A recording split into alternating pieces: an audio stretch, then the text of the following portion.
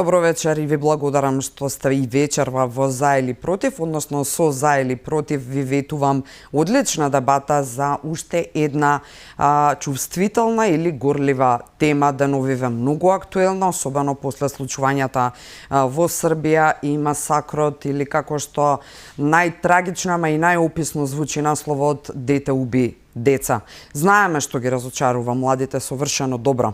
И во Македонија, како и во регионот, знаеме зошто си одат, зошто се незадоволни од што, односно се незадоволни, па вечерва ќе се обидам со моите двајца вечерашни гости, универзитетски професори, социолози кои имаат сериозни истражувања, бројки и информации, а друго прашање дали никој воопшто знае за истите бројки и истражувања и дали ги слуша, и да се вратам ќе се обидам, односно ќе се обидаме сите тројца заедно да направиме колку што е можно и колку што дозволува времето една прети се анализа на причините кои доведуваат до вакви немили настани, многу страшни случувања, а потоа и да лоцираме каде точно треба да се делува и што точно треба да се направи. Насловот го гледате на вечерашната дебата, а наскоро ги читате и гледате и имињата, односно гласовите и анализите на моите двајца вечерашни гости. Од десната страна Страшко Стојановски. Добро вечер. Добро вечер, социолог од Универзитетот Гоце Делчев во Штип, правниот факултет. Да. Ви благодарам што прифативте. Благодарам на поканата.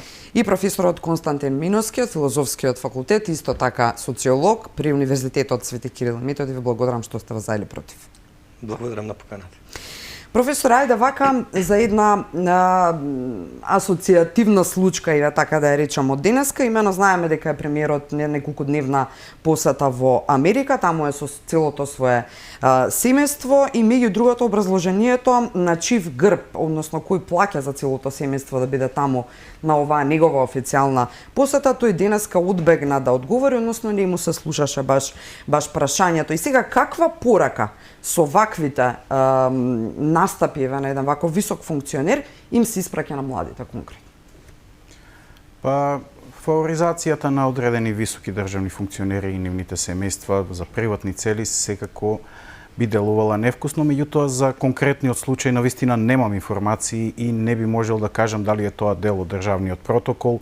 Знаеме дека кога има официјални државни посети покрај председателот или премиерот, на тие посети присуствуваат исто така и првите дами, односно нивните сопруги, така да не би можел во детали да посочам дали во ова случај или се работи за злоупотреба на државни средства, односно финансии, за приватни цели, но секако доколку второто е случај би било во најмала рака невкусно, доколку се работи за исполнување за дел од државниот протокол, тогаш мислам дека би било уред. Да, биле и неговите две деца. Неговото образложение е дека биле престојувале кај извесен Вујко таму, но не кажува дали целиот пат или сместувањето, односно одбини како така да одговори вие што тоа го изведе. Професоре, дали ефектот врз младите е ете ако сум ќерка на ово или оно и само тогаш ќе ме биде, ако не спасот ми е надвор? Па, за жал, нашите политичари имаат некој, да речем, вака благо да биде еден несериозен однос кон јавноста, посебно кон медиумите. Не е прв пат да се случува, да не се дава одговор, да се избегне одговор. Да се покажува некаков вид на цинизам во одговорот, при тоа правејќи селекција, нели, на кој медиум ќе му одговорат, а на кој не. Тоа пред се зборува лошо за демократијата, знаете, затоа медиумите седма сила, тие се на контрола на власта која што и постојано треба да ги прешуваат. Треба да ги прешуваат за се, да барат постојано одговор. Само така ќе имаме ние слика или за одговорноста, нели, на тие што владеат, што трошат пари, така ќе можеме да го видиме и нивниот однос всушност кон сите членови на општеството, не само кон младите. И некој се дава пораката на ексклузивитет, дека некои се недопирливи, дека, нели, орвеловски, сите сме еднакви, ама некои се поеднакви, знаете. И тоа многу лошо зборува, за жал, не само за нашето општество, тоа е некаков еден тренд што го гледаме во западната цивилизација се веќе не е ни латентен, не е зацкриен, него веќе отворено се манифестира. Зборуваме за демократија. Да, тоа веќе поимот демократија станува како некој знаете, има едни термини како се што можеш да ставиш во него, catch-all термин, и ја губи смислата. Знаете, дека се може да биде демократија, односно демократија се она што одредена или одреден клуб на елитни држави ќе речат дека е, всушност, без оглед на случувањата и така натаму.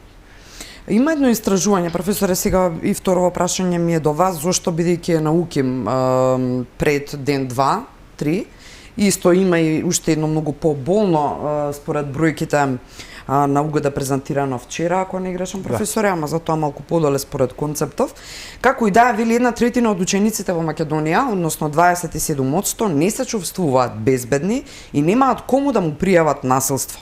Покажува истражувањето на УКИМ, во кој учествуваат повеќе професори, можеби сте и вие дел од истражувањето? Не сум дел од тоа истражување, меѓутоа ги следиме истражувањето, посебно и колегите од педагогија, психологија имат правени истражувања, токму за ова сега истражување не сум дел од него.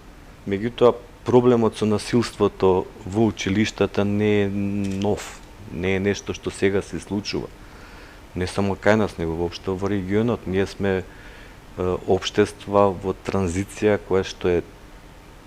при која што населението е травматизирано, така да употребам. Ама транзицијава никако предолго таа е како бесконечна, да кажам. Знаете, као она невредна стори. Нема крај оваа приказна. Зошто? Од една страна ние сме во транзиција, меѓутоа сега и светот е во транзиција. Европската унија е во транзиција, знаете. И сега не фаќа ние никако да го најдеме, да го видиме крајот, нели, на овој процес. И за жал има еден колега од филозофија што стално го цитира, кога кошула, еден филозоф кан вика, кога кошулата ќе за копчете на криво од почеток, вика догоре ќе биде на криво, не може да го исправите. Така вие и кога од почетокот, нели, нова транзиција, вие ќе ги направите грешките и не се навраќате да ги исправите, тие само ќе се мултиплицираат. Ама бројката од 1/3 кои немаат каде е пристрашно. Не само што немаат, дали немаат каде, него тука веќе и стравот. Немаат кому, односно. Видете, образованието во суштина, целиот систем ни е, да не кажам, руина една. Всушност ние ги третираме млади како социјално запуштени деца. Тоа е тие се одраз на општеството. Знаете, јас сум прилично непријатно изненаден од сите квалификации што ги гледам за случувањата во Србија, ги спомнавте.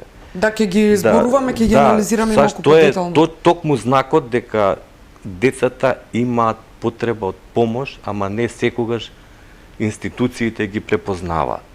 Значи, колку децата се дома, може уште повеќе се на училиште. Јас, за жал, еден колега ми прати едно истражување, ново истражување, не стасав ни да го видам, тоа е сепак затворено околу улогата на родителите врз воспитување на децата. Во Америка е правено. Од абстрактот се гледа дека немаат голема улога, за жал.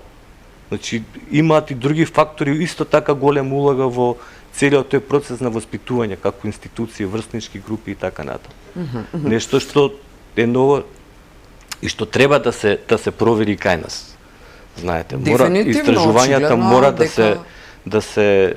мора да се вратиме некој истражување на нашето општество. Најважно е единка, односно микро единка или како да обкружување е семејството. Дека кога се носат мерки и одлуки, не се носат во афект, не се носат, нели, посвестум, него поентата е тие служби во училиштата да функционираат за да може да исполнуваат задачите, да им помагаат на децата, не се тие таму, нели, да исполнуваат разни други политички, партиски или какви не улоги или да бидат згрижени на некој начин. За жал, како да ги заборавија примарните така се поставени работиве. функции кои ги имаат заради што се назначени.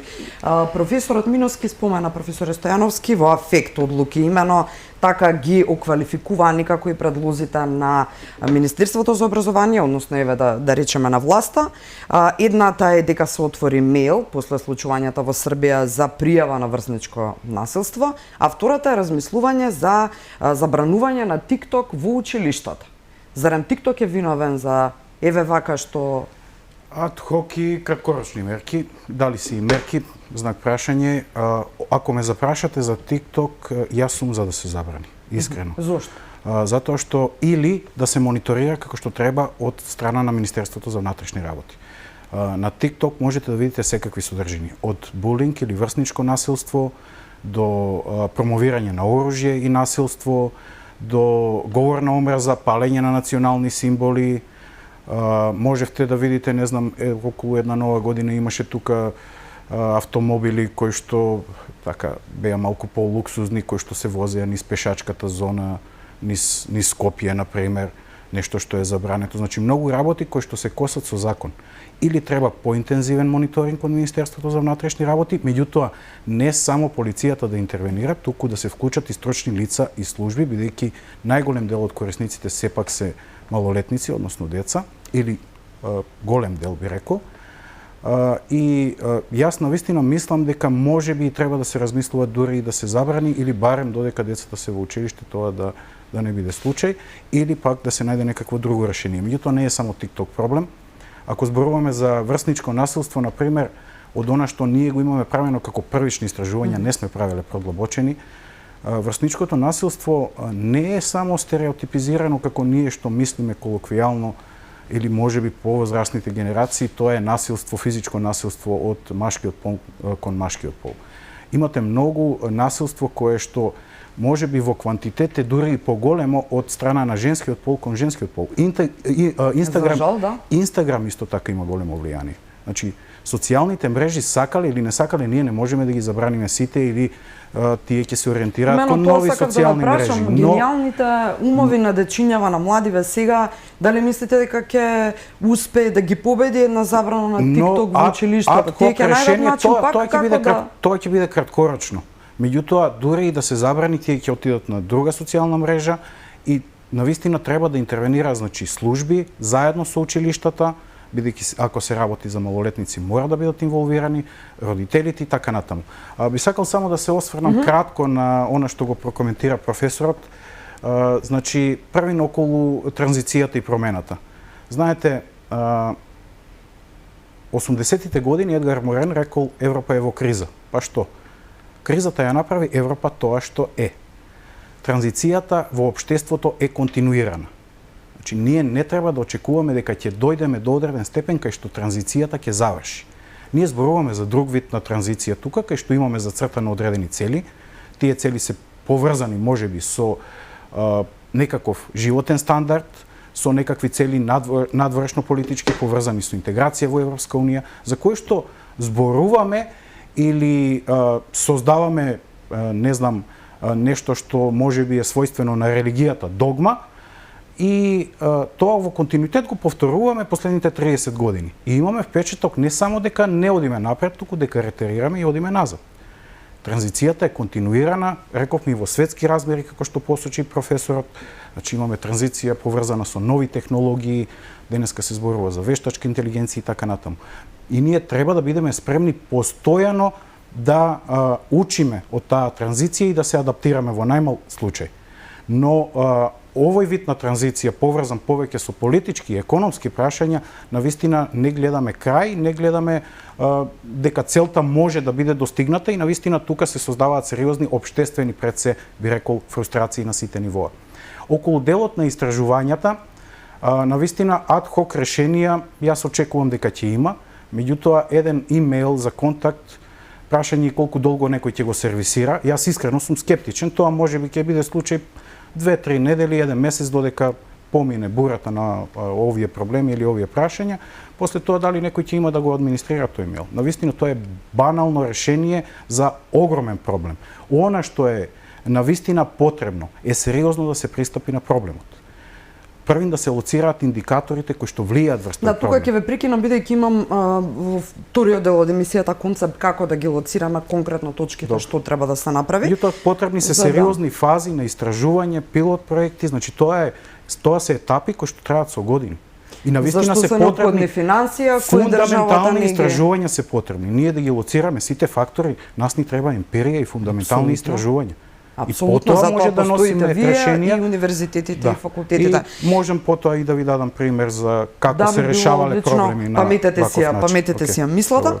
добро. Професор Еве, начина малку професор Стојановски мейлот, не само што кој ќе го сервисира и колку време, туку како едно дете која е жртва на пример на булинг ќе дојде дома и прво ќе му текне на мейлот да се пријави, па тие дома на родителите не кажуваат. Децата треба а да не па на... имаат доверба во нивните професори, тие што се со нив, наставници, стручни служби.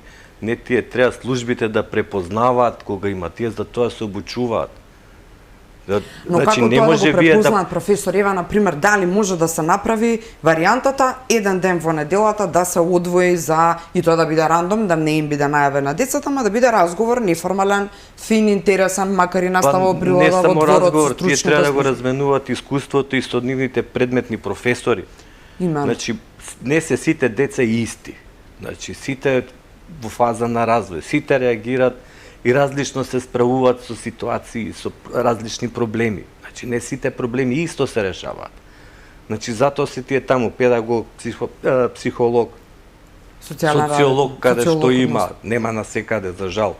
Посебно кога станува збор за овие проблеми околу насилство, медиуми, и комуникацијата, социолозите главно име таа задача и според оние распределби на задачи за стручните служби. Наставниците се нова ќе ви речат, ама како ние да постигнеме да разговараме со децава кога ние прво немаме учебници, па мора да им диктираме, па што попрво да направиме, па немам тестови, треба да испринтам. Они го следат детето, како што ние студентите ги следиме. Многу добро знам како се расположени, кога и предавам.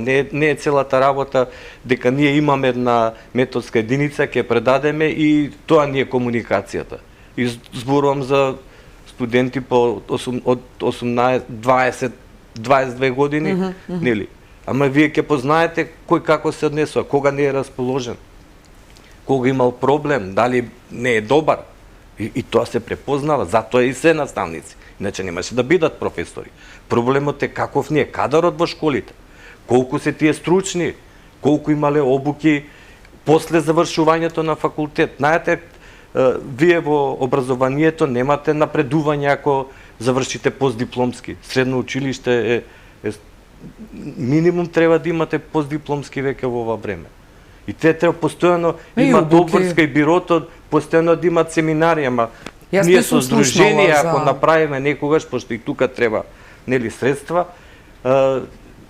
останува на добра волја кога ќе можеме да им направиме некој семинар. А тоа треба да биде континуирано. И тука потврлат институциите.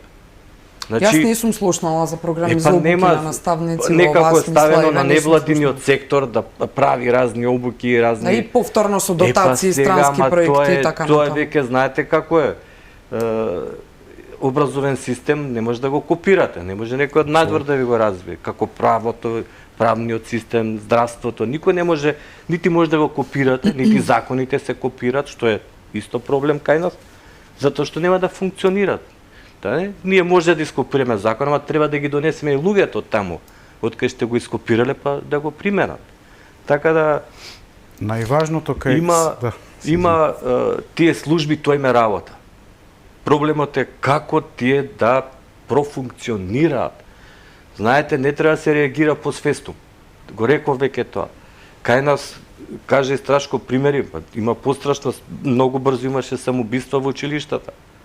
Значи, така е, Корчагин, тоа е Ѓорги Димитров, кои беа неразчистени до крај. Ама тука треба, значи, мерки треба континуирано да се носат. Како се следат проблемите, доколку се следат, тука е проблемот. Колку се обрнува, колку се посветува внимание на децата, не зборам само за основно, средно, различни се начините на пристап во секое ниво на образование. А и турбулентните години малку порано доаѓаат сега позрели кај се нас деца. не обрнуваат внимание на талентирани, не се обрнува внимание на оние што имаат проблем, што заостануваат. Па имаме различни социјални категории, различни културни, нели, задмини на децата. Не се сите исти. И ние мора, значи, целиот систем мора да се прилагоди, затоа што има голема улога во социјализацијата на децата. Сакавте да дополните, професор? Да. Значи, она што е можеби и најважно кај наставниците, бидејќи имаме некаква соработка и имаме искуство во делот на училиштата кои што се наоѓаат, би рекол, во регионот кој што го покрива Универзитетот Гоце Делчев. За мене она што е најважно наставниците да бидат мотивирани и посветени. Навистина децата чувствуваат кога вие сте мотивирани и посветени и таа емпатија се пресликува и кај нив и потоа рефлектира и во однос на довербата, па и успехот ако сакате што ќе го постигнат. Има во секое училиште вакви наставници. Жал ми е да кажам дека можеби не се на голем број, еве ги поздравувам, ќе се препознаат тие што се мотивирани, сме соработувале и навистина тоа влијае врз самите ученици да работат повеќе, истите понатаму да се мотивираат и она што го споменавме околу копирање на моделите. Навистина не сум експерт за образование. Меѓутоа од базични истражувања кои што сум успел да ги видам. Например, кај нас се копира финскиот модел. Катастрофално е да го земете тој модел и да го пренесете во Македонија без да го адаптирате на условите. Првин се поставува прашањето на мотивација на наставникот. Во рамките на финскиот модел ви имате голема компетитивност за да станете наставник во Финска. Значи се пријавуваат од 100 кандидати, еден се избира. Буквално тоа е соодносот на можноста да влезете во настава. Прашањето е со кој квалитет влегуваат кај нас во факултетите за образовни науки или педагошките науки и со која мотивација влегуваат први кога студираат уште. Во финскиот модел вие имате стимулирање на наставниците не само со нагледни средства и услови, кои што се апсолутно неопходни, туку исто така и во делот на примањата. Не знам дали знаете дека во Финска наставник зема поголема плата од пратеник во финскиот парламент. Навистина и тоа е важно. Таму може да работат дури без наставен курикулум. Значи без план на работа да се адаптираат на условите на начинов на селекција избор на наставници меѓутоа кога вие професионално настапувате, кога ги антиципирате желбите и мотивацијата на децата, значи она што го спомена професорот Миновски, тоа е многу важно. И да се посветите на нив, да работите напорно со нив, да работите и со послабите ученици, ниту еден ученик не е ист. А во средните училишта имаат уште поголема можност за разлика ние од факултетите кај што ги гледаме еден семестар, а можеме да работиме со нив и да направиме проценка и индивидуално и повеќе да се посветиме на некој. Средните училишта наставникот работи де факто повеќе или помалку можеби 4 години. Некои предмети се едногодишни. Меѓутоа, ако 4 години го следите тоа дете, вие треба да имате сознание. Меѓутоа, и покрај се тоа, семејството е навистина клучот. Треба да се стави фокусот. Примарната агенција на социјализација е семејството и се надевам ќе имаме простор понатаму за тоа малку повеќе да зборуваме. Се разбира, да, бидејќи сакам да го начнеме и делот, вие не сте психолози, психијатри, меѓутоа како луѓе прети се и професори кои работат со млади луѓе, имате сигурно став зошто и што би бил мотивот за еден таков чин дете да убие деца, но тоа е некој од следниве прашања, за кратко ќе стигнеме и до тоа. Прашањето ми е следно.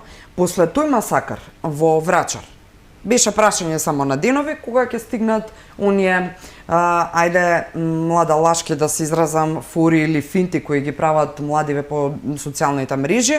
Јас сутра ќе го повторам масакрот, ќе ви поубијам сите и така натаму, па закани со пластични пиштоли. Значи сето тоа еве ни се случува и сега дома. Што може, еве професор, ајде од вас, што може да мотивира или колкава е таа храброст кај еден млад човек после таква случка во Белград, односно во Србија, сега дома, знаејќи дека сите институции ќе му се качат на врат, и нему, и на семејството, и ќе оди во полиција, и дека училиштето ќе се вознемери, и така натаму, да се одлучи, па дури и јавно на Инстаграм да објави дека утре јас ќе го направам истиот масакар. Значи, која е таа храброст? Вие очекувате не е храброст, вие очекувате логичко и рационално однесување на деца, млади кои што се во време кога уште го немаат оној хормонална рамнотежа да воспостават за да ние да очекуваме да размислуваат како возрастни луѓе. Значи, Ама Иве, ако направам паралела со моето време, да речеме, не сме биле толку храбри за така. Не се исти сите кои од каде ја црпат храброст, кај некој. Значи тоа веќе излегува, нели, оние што трпат насилство. Сега они гледаат дека некој се заложил за нив преку ова. Ме разбирате? Тоа веќе нешто што можеби они посакувале да направат. Значи тука е многу тенка границата и кај ова момче дали ако не е убил, дали ќе се самоубил. Нели? Нагонот за живот, борбата за живот и така натаму. Не сакам ни јас да навлегувам затоа што немаме доволно информации. Она што го има по медиумите е за мене неразбирливо. Одење кон сензационализам, да се стави целиот проблем на плеките на 13 годишно дете кое што континуиран период имал проблеми и очигледно не успеале да му помогнат, нити општеството, нити родителите. И околу тоа не можеме, додека не заврши целиот процес, нели, сите посматрања, има други стручни лица што треба да кажат дали какви се тие нарушувања. И тоа е траума.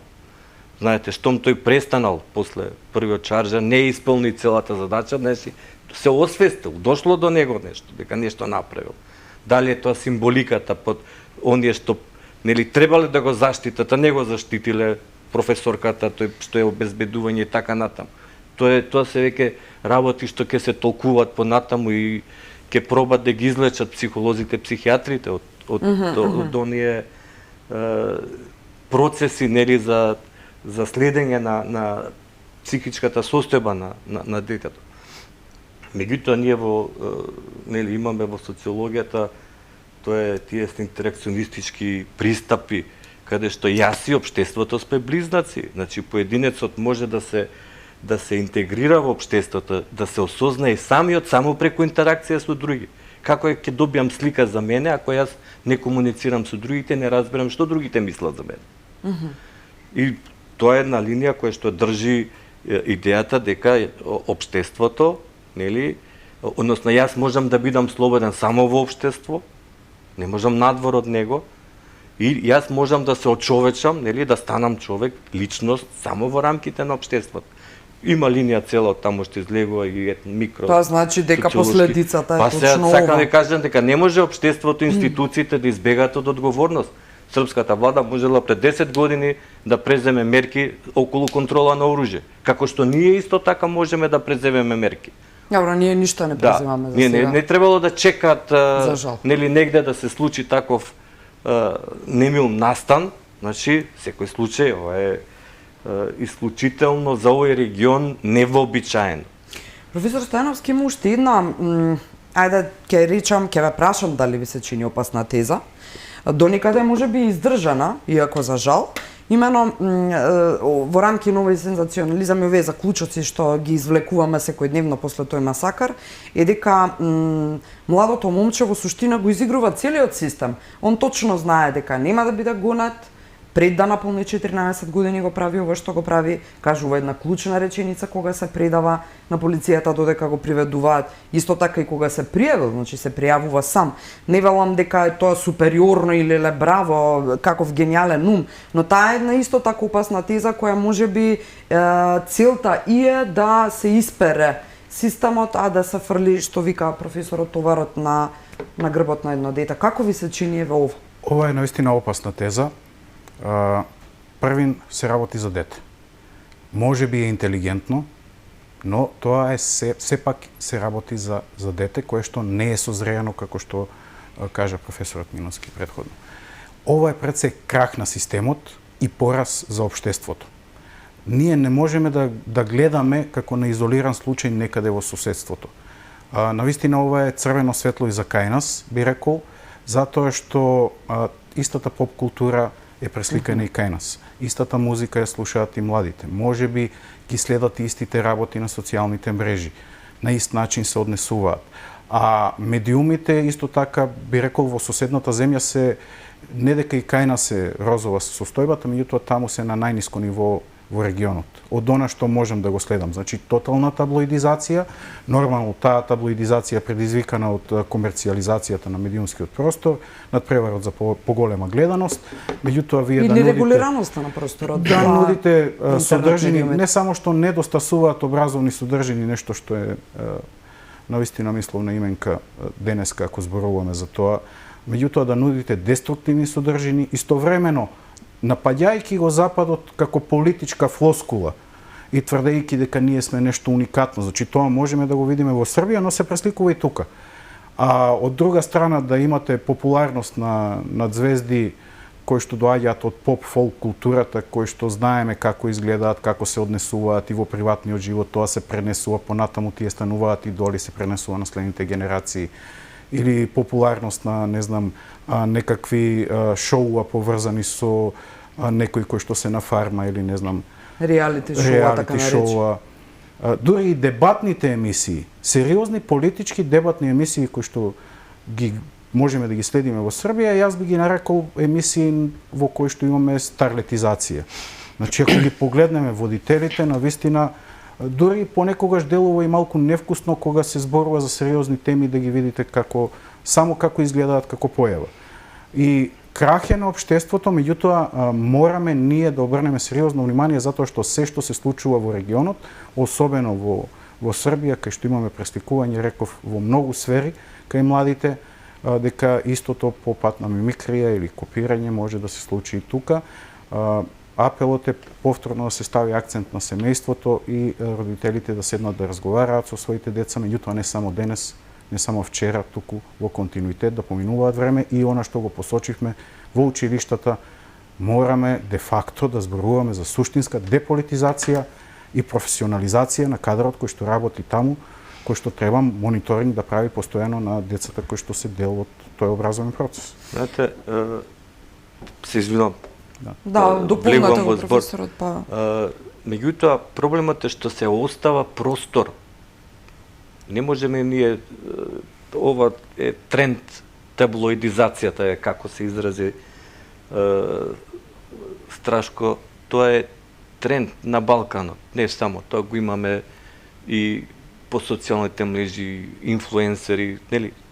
Тоа не е проблемот и во социјалните мрежи, и проблемот е што се остава простор тие да влијат наспроти институциите општествени да им се понуди алтернатива. Социјалната мрежа може да биде моќна алатка за образование, нели? Видовме во ковидот како успеавме изолацијата да ја надминиме со судни маки, ама иако да бевме поорганизирани, тоа ќе го направевме подобро. Нели? И помали последици ќе имаше.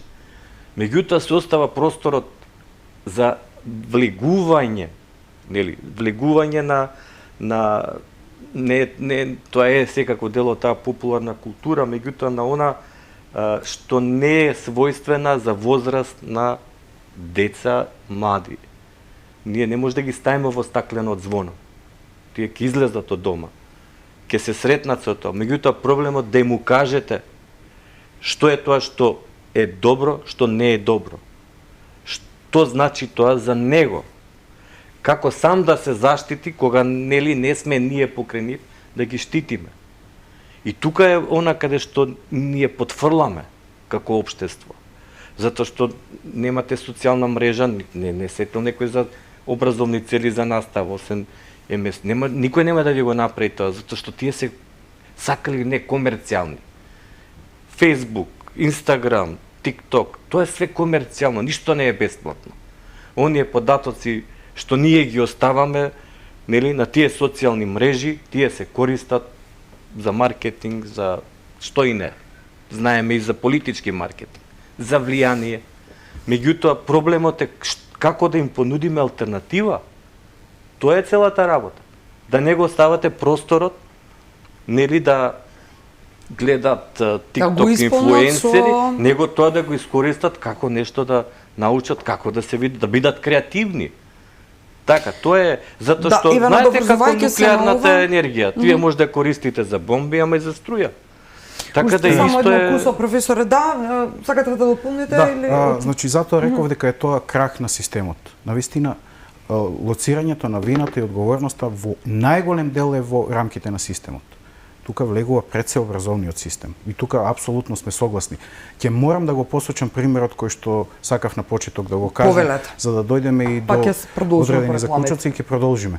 Може би малку поекстензивно, значи во 90-тите години во Исланд лоцираат дека има значителен проблем со зависности од дроги кај младите. Има многу причини за тоа. На работ на поларниот круг се долги ноќи, зимно време, значи имаат реални проблеми со зависностите и гледаат дека во догледно време тие може да изгубат цели генерации. Што прават во Исланд? Првим прават фундаментални истражувања кои што траат 5-6 години. Нешто што е научна фантастика кај нас. Понатаму се работи на пилот проекти. Исто така кај нас се скока таа фаза. Ние зборуваме реформи во образование, ниту еден пилот проект не бил спроведен. Ниту истражувања гледаме позади тие реформи. Никогаш немало. Значи и Кембридж кога се воведуваше, сега пак се носат адхок решенија на континуирани реформи без да се адаптираат на условите. И го лоцираат проблемот во делот кај што младите не знаат што да прават со своето слободно време. Сега доаѓаме и до социјалните мрежи кај што поминуваат премногу време, би рекол. Значи не може ние да им забраниме да бидат на социјалните мрежи. Меѓутоа премногу време поминуваат затоа што не знаат што да прават со своето слободно време. И Исланд доаѓа до две, би рекол, стожерни решенија, иако има и други аспекти. Првото е изфрла флоскулата quantity over quality. И тоа е навистина тешко денес да се спроведе, можеби ако им зборуваме на родителите. Тоа значи, не е важно дали со детето зборувате за онтологијата на постанокот на универзумот.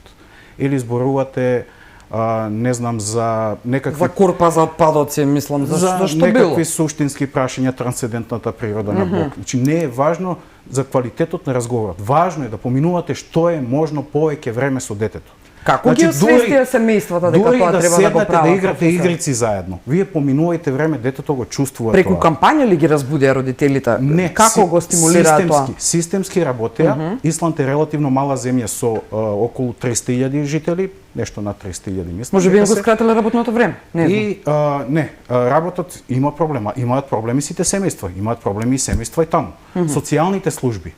Значи, првини социолози се вклучени, педагози, психолози. Социјалните служби работат заедно со семејствата за да им посветат повеќе време на децата. Кај нас ние имаме, не знам дали е тоа табуизација или тоа е некаква стигматизација ако одите кај психолог или кај педагог, понатаму вие сте бележани во училиштето. Тоа треба да биде најнормално. Значи сите имале и ќе имаат проблеми. Треба да биде најнормално за општеството да не се покажува со прст на тие деца, туку заедно тимски со училишните тимови, со семејството да работат повеќе време да се поминува со нив. И втора работа што направи Исланд во тој период, тоа е периодот околу 2000-та година, слободното време одлучија да им го пополнуваат на децата со инвестирање, и ова е државна стратегија, во уметности и спорт. И јас еднаш пишував една колумна и реков, ако се запрашате зошто Исланд редовно учествува на завршни надпревари во многу спортови, да знаете дека тоа произлезе од проблем. Многу од децата се инволвирани, го пополнуваат своето слободно време, поминуваат време со семејството и потоа овој модел дури беше копиран и се обидува да го преземат во Соединетите Американски држави. Во кој степен успеа, навистина не би знал да кажам. Па според она што е на очиглед на јавноста, не во многу успеале. Ко беше прашањето за светското првенство во фудбал, он рече децата до 3 сати се на училиште, после 3 сати сите на спорт. Меѓутоа ова произлезено е од проблем. Од реален проблем со кој зашто е талентиран. Меѓутоа државата не е бесцелно ако инвестира во училишни спортови, нека го зголеми и физичкото образование ако треба повеќе, понатаму професионални клубови, нека ги стимулираат. Има начини тоа како да се направи. Уметности, некои деца се надарени, зошто да не ги стимулирате нивниот креативен набој да излезе некаде? Уште од најмала возраст. возраст. Мораме да направиме куса пауза за реклами, доаѓаме полека до она што значи, што треба и што требаше да се направи, но затоа останете тука, за неколку минути ќе слушнете се она што најавив.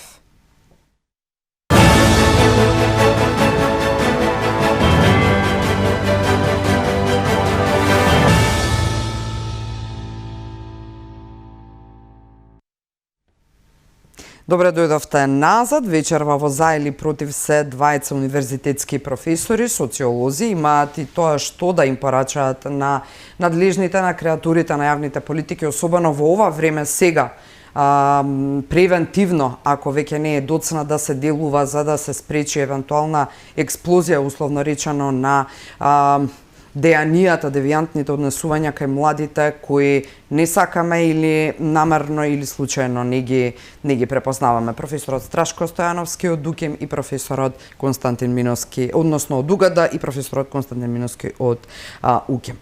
Професор Стојановски, додека траа рекламите зборуваме како не сме свесни за елитизацијата во училиштата, основните повисоките оделенија, па дури и средните да не зборуваме веќе.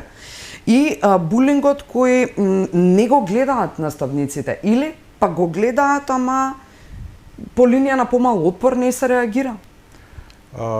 Навистина, Зошто не се реагира? Тоа е сериозен проблем. Сериозен проблем е тоа што постои елитизација не во сите училишта, меѓутоа во одредени училишта и ние сме го лоцирале со некакви прелиминарни истражувања, не се тоа пак продлабочени истражувања, треба да работиме. Меѓутоа, сето ова пак е поврзано со нивото на политизација во општеството. Значи, кога наставникот е зависен од политичка партија, таа политичка партија на некој начин е поврзана со некој од родителите, а родителите не поминуваат доволно време со децата, тогаш притисокот ќе биде врз самиот наставник. Прашање е колку и тие имаат можност да реагираат понекогаш, многу пати по линија на помал отпор ги игнорираат проблемите, многу пати не знаат ни да ги препознаат. Она што го споменав дека имаме врсничко насилство во значителен степен во однос на половата структура од девојчиња кон девојчиња, тоа кај нас речиси никој не го ни препознава. А навистина постои и тоа се пресликува и на социјалните мрежи и преку вистински притисок кој што го доживуваат учениците во рамките на училиштата. И она што го загатнавме на самиот проблем и професорот Миновски го посочи, потребно е тие луѓе кои што се вработени таму како педагог, психолог, навистина да ги познаваат учениците. Веќе се намалуваат и генерациите и училиштата не се толку големи.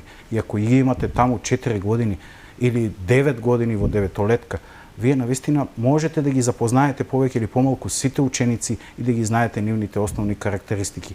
Треба да разговараат помеѓу себе, а во училиштата има таборизација, поврзана со некакви политички афилијации на наставниците, за жал, и тоа е голем проблем. Многу од наставниците не се доволно мотивирани и потоа таа демотивација ја пренесуваат, ја пресликуваат кон учениците. Секоја чест и навистина светли точки се оние наставници кои што се мотивирани и се посветени на нивната работа. Значи, потребно е првин да се препознаваат проблемите. Ние, например, сме имале случаи на студенти кои што имаат дислексија. Добро. Прашање е колку од колегите успеале да ги препознаат. Па дури и јас на самиот почеток можеби не сум ги препознал, а подоцна кога сме работели индивидуално повеќе со тие студенти, сме препознале дека имаат навистина проблем. И тој проблем не е ништо страшно, мислам, е решлив, им се посветува повеќе внимание, им се остава повеќе време. Меѓутоа ова е само еден пример. Ако зборуваме за врсничко насилство или ако зборуваме за некакви проблеми во училиштата, тука се пред се службите, наставниците и се разбира во соработка со родителите, а родителите мора да се посветат, сепак да одвојат малку повеќе време да се посветат на своите деца. И одличен превод, професора.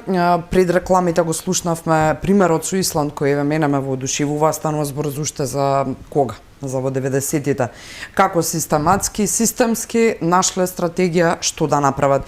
И сега, надоврзувајќи се на ова што го кажа Стојановски, како да се разбудат родителите и да се освестат дека ги знаат ли воопшто децата, си ги чувствуваат ли воопшто децата, можат ли да препознаат воопшто? Видете, многу е тешко. Секој родител мисли дека си го знае детето. Ама не е целиот проблем само кај родителите. Институцијата семејство, значи веќе на некој начин во современиот наш контекст на живење е полека се подкопува. Да кажеме, ако вие треба за да обезбедите опстанок, цел ден да работите, да преживеете, некој по 2 работи работат, за да се преживее. Како? Тоа е поголемиот дел од нашите сограѓани, нели, тоа го прават.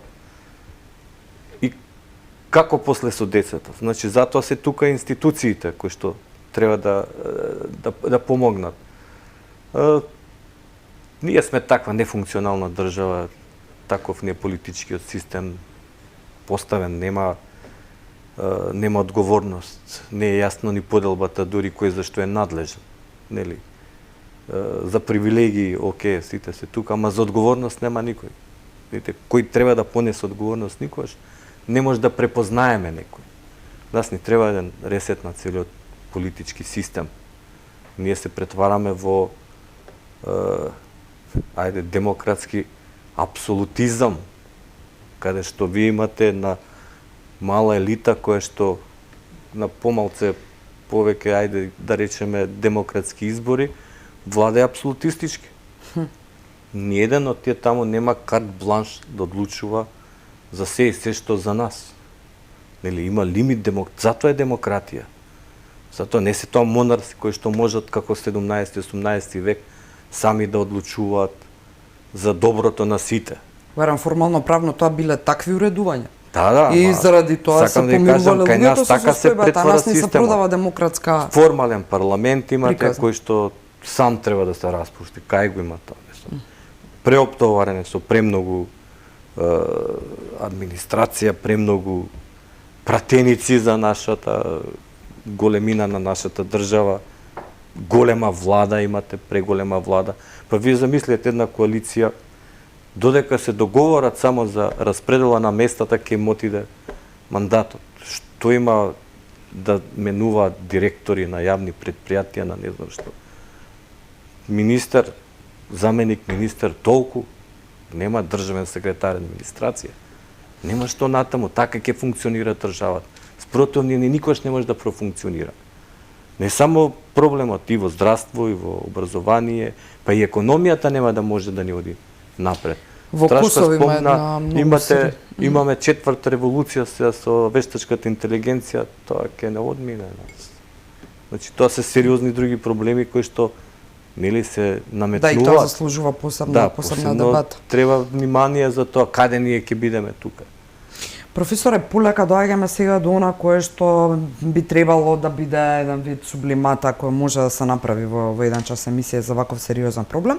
Споменавте преиска протоколи, дека требаше да имаме веќе протокол за превенција или за, не дај Боже, ситуација да се прислика најлошото сценарио од Белград, но и ова се доволно алармантни сценарија, заканите преку Инстаграм, еве и денес имаме во Штипската гимназија.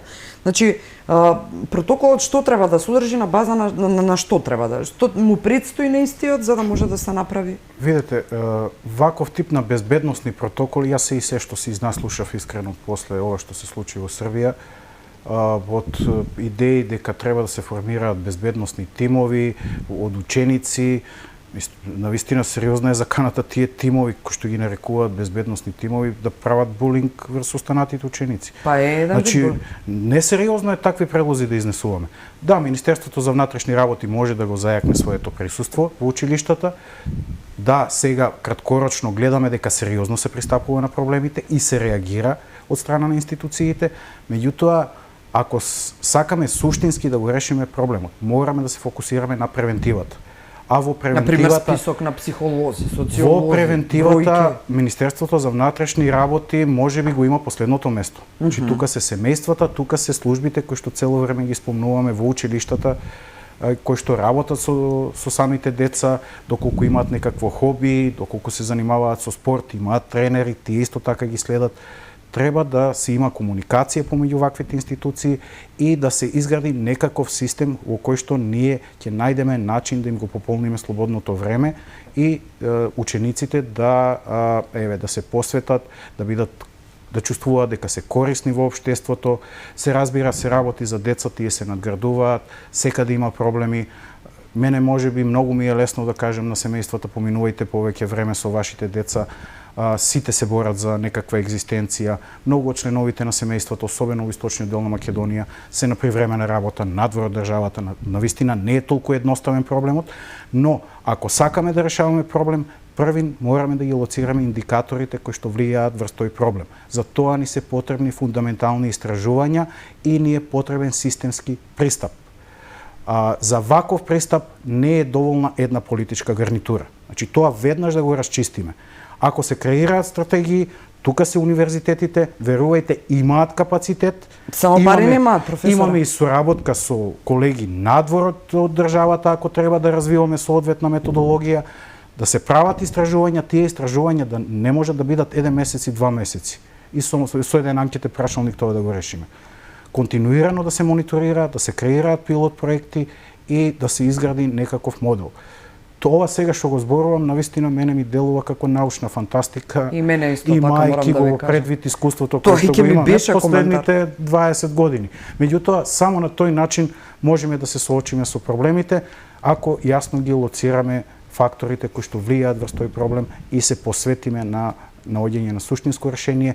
Се разбира, кога ќе дојдеме до решението, тоа не е конечен стадиум. Општествата постојано еволуираат, се трансформираат и ние постојано треба да сме посветени и да работиме. Се разбира, средствата се неопходни за истражување. Ма затоа на крајот на денот постојат универзитетите. Научно-истражувачка дејност не е залудно, нели тој? Да, односно не е батијала многу е тој. важно, навистина, ние пак како универзитетски кадар, можеби не користиме толку средства од државата, можеби немаме реално пристап до толку средства од државата. Може и не треба да ја прозиваме цело време самата држава, но сепак, ако сакаат да изградат стратегија за здрави поколенија или поколенија кои што понатаму ќе ја водат таа држава, тие мора да инвестираат во фундаментални истражувања во секој сектор. Не само поврзани со ваков проблем, или ако работиме истражувања кои што се поврзани со невладиниот сектор, знаеме како, навистина и во тој дел гледам многу проблеми, бидејќи работам граѓанско општество исто така. Знаеме како се распишуваат конкурсите за ваквиот тип на истражувања. Ќе завршам тука. Значи, првин ти се дава област во која што ти треба да се адаптираш и да аплицираш, а потоа да ги добиеш средствата и да го реализираш проектот. Да, меѓутоа, јас сакам да истражувам нешто друго кое што не е поврзано со тоа што ни е наметнато од некаква меѓународна фондација. Нешто што е важно за локалната заедница. Ме разбирате? А за тоа не можам да обезбедам средства. Можеме да работиме да направиме некакви минимални истражувања, меѓутоа сето тоа е ограничено без средства и не може да ги видиме долгорочно ефект. За едно тие ќе зборуваме веднаш по ова, би сакала професорот Миновски да ми одговори еве сега како. Со оглед на ова, да ги разбудиме институциите, еве не сакаме да ја удриме целата вина врз нивен грб, но како да се разбуди државата дека е неопходно да инвестира во научно-истражувачка дејност, за да биде подготвена во секој момент да може да има насоки да гради политики, едноставно и проекти за развој на сопственото општество. Па нема друг начин. Треба ли да ни се случи врача? Ако не инвестира во наука, тоа знаете како ви изгледа сега, како симптомите на страшко му се препознаени, некој лекар го препознал за негова болест и сега мене да ме лечи со неговата диагноза. Значи, тоа е абсурдно. Значи, ние си имат општествата своји специфики, нели? И мора без истражувања, вие како ако не знаете, не ги откриете проблемите, а различни се од средина до средина, од училиште, од возраст. Значи, навистина страка голем ангажман. Далеку само од државата, локалната самоуправа, таа е главна во образованието. Општините, основно и средно образование се под град Скопје и под општини. Значи, тие мора да се мобилизираат исто. Тоа е исто нивен проблем. Сте слушнале, ви побарале мислењеве да ве ангажираат некои од општиниве, од владата? Тоа е... Еве во ситуација... Владата има обичај, не праќа писма, да речеме, до нас, да речеме на институт, да рече ни треба човек за тоа и тоа во комисија. Вие знаете, сите комисии се фактички еден тип политички комисии, како на историската, за образовни прашања, како и не знам сега што правеле. Тоа е се све некои наменски креирани комисии. Па не знам, си се бираат по разни афинитети, некои од нив можеби се стручни, не знам што истражуваат. Меѓутоа не оди на институционален пат, да речеме, ни треба, имаме таков проблем, кај вас вие тоа го правите, дајте да видиме како ќе го решиме. Нема готови решенија. Не се случило, никогаш во последниве години не се случува. Еве вака да ви се обратат за кога. Не, Јас не помнам, може кај друг, али кај мене на институт, јас не помнам дека некој побарал, да речеме нешто, посебно па ние имаме некои проекти за европски вредности, Open Value Study, што сме член на конзорциум. Таму има толку прашања што се однесуваат на Европа, на свет, кои што се многу важни и за дипломати, и за... Не еден нема побарано. Проектот за меѓуетнички односи го знае Страшко, пошто и јас и тој магистриравме, докториравме на тој проект, и тоа време 94-та до 97-та, па ние сами го продолживме до 99-та. Ви се чинат безопасни меѓуетничките односи меѓу младите во држава? Па, видете... Или напротив ви се чинат опасни? Тоа е вие како кога не ги решавате, нели имате поделени општества, ние сме поделени општества од мала возраст па до политика, гледате, ние функционираме како неформална бинационална држава. Имаме два, или нели прв заменик премиер, не знаете, едните министри одговараат пред заменикот премиер, другите не знам пред кого одговараат. Меѓутоа, така се поставени нештата да ви велам сме нефункционален политичкиот систем, и тоа се одразува. Ние ги имавме проблемите со насилството во училиштата, во Струга, имаше и во додека не се поделија, нели на смените, тие не функционираат заедно. Да, и сега може би некој привиден мир, формално правно не сме го повториле ова истражување, едноставно немаше интерес. 2014 го спроведовме, сега пак ќе го работиме. Да, наука нема интерес да речеме ние да го повториме ова што го работевме тогаш. Министерство за образование и наука. Да. Ние го работевме, истото тоа истражување, таа е методологијата, донесена од професорката Ташева, нели заедно сте работели на факултетот, потоа Фросина го имаше работено.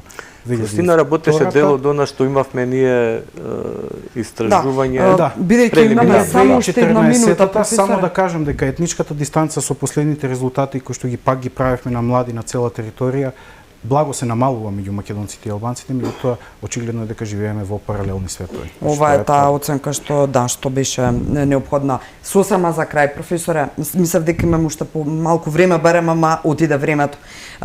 Вчерашното презентирано истражување зборува дека од 3500 матуранти источно македонскиот регион, како бројка во источно македонскиот регион, дури 900 се изјасниле дека надвор ќе студираат од државата. Околу 700, значи ако направиме проекции 21% би студирале надвор од државата, инаку е на 1100 испитаника прашалникот во централните и источните делови на Македонија. Околу 21% би сакале да студираат надвор од државата, меѓутоа и од оние кои што не сакаат да студираат, речиси 25% би сакале да заминат. Значи околу 700 би заминале ако направиме проекција за да се образуваат, а околу 200 од оние кои што нема да студираат, вкупно 900, што е тоа е за една генерација само, што е навистина страшна бројка. Фрапантна бројка. Жал ми е што многу малку време ни остана за може темава. Може би е привремено тоа, меѓутоа многу лесно тоа привремено иселување може да се трансформира во трајно иселување и имаме и други податоци, сега ако немаме време се разбира можеме дополнително. Да, дополнително секако, бидејќи ова е тема за која мора да се зборува и фактот дека дури и за кратко да заминат не име целта само кусот да останат, туку ќе сакаат условно речено да се спасат. Многу ви благодарам Константин Миновски, Страшко Стојановски за вечерашното одвоено време и се надевам дека плодотворно ќе делуваат сите овие пораки и анализи ваши вечерва. Ви благодарам. Благодарам. Почитувани, ви благодарам на довербата и се разбира останувате на Алфа, не го менувате каналот.